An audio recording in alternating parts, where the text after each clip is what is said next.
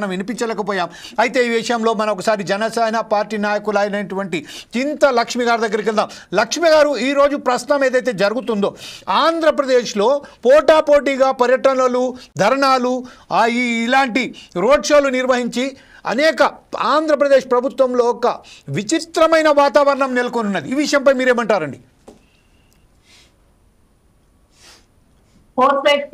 పెద్దలకు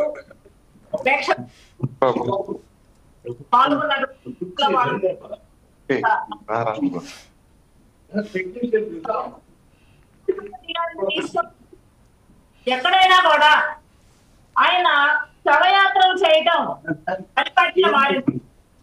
అధికారం ఉన్నప్పటికీ అధికారం లేనప్పటికీ కూడా కేవలం శవ రాజకీయాలకి పునాదిగా వైఎస్ఆర్సీపీ పార్టీని బేస్ చేసుకొని నడుస్తా ఉన్నారు.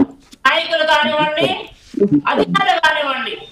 మరి అదే క్రమంలో మొన్న చూస్తే పల్నాడు ఏరియాలో కూడా ఒక వ్యక్తి మీద నుంచి కారు వెళ్తుంటే కూడా తెలియనటువంటి తన్మయత్వం, రాజకీయ మదం అనేటువంటి తన్మయత్వంలో ఆయన మునిగిపోయి కనీసం ఆ మనిషి నుంచి కారు వెళ్తుంటే దిగి ఆయనకి హెల్ప్ చేసి హాస్పిటల్ తీసుకెళ్లే సంస్కారం కూడా లేకుండా ఏ విధంగా అయితే చేశారనేది మనం చూసాం. మరి ఇప్పుడు కూడా మామిడి రైతులను చూస్తుంటే నేను సూటిగా జగన్మోహన్ రెడ్డి గారిని కానివ్వండి, వైఎస్ఆర్సీపీ నాయకులను కానివ్వండి ఒక్కటే ప్రశ్నిస్తా ఉన్నా. మీరు అధికారంలో ఉన్నప్పుడు ఎంత మంది రైతుల్ని మీరు పరామర్శించారు? ఎంత మంది రైతులు ఆత్మహత్య చేసుకుంటే మీరు వెళ్ళి వాళ్ళ కన్నీళ్లు తుడిచారని చెప్పి సూటిగా ప్రశ్నిస్తా ఉన్నా. ఈ రోజు రైతుల పరామర్శ పేరుతోటి ఎంత మందిని మీరు బలి తీసుకోబోతా ఉన్నారు? ఎంత మంది ప్రజల ప్రాణాలు హరించబోతా ఉన్నారు?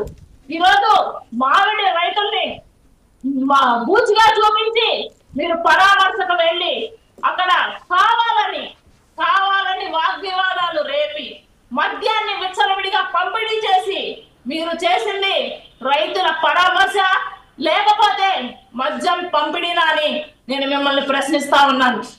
మరి ఎమ్మెల్యేగా ఉన్నటువంటి మీరు నియోజకవర్గ క్షేమాన్ని వదిలేసి విచ్చలవిడిగా అచ్చోసిన ఆంబోతుల్ని వదిలిపెట్టినట్టు వైఎస్ఆర్సీపీ నాయకుల్ని ప్రతిపక్షాల మీదకి వదిలిపెడతా ఉన్నారు.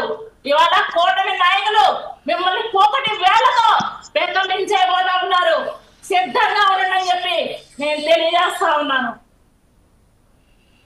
ఇదే విషయంపై ఒకసారి